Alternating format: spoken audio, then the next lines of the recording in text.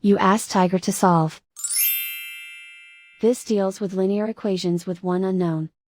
The final result is x equals -13/6.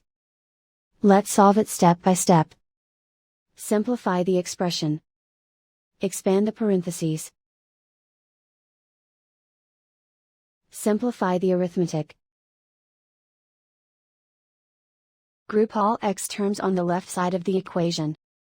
Subtract 4x from both sides. Group like terms.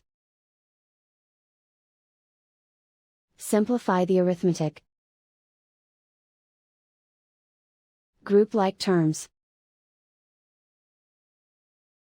Simplify the arithmetic. Group all constants on the right side of the equation. Add 4 to both sides. Simplify the arithmetic.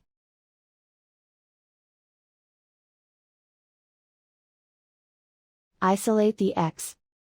Divide both sides by -6.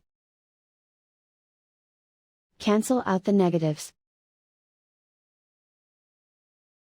Simplify the fraction.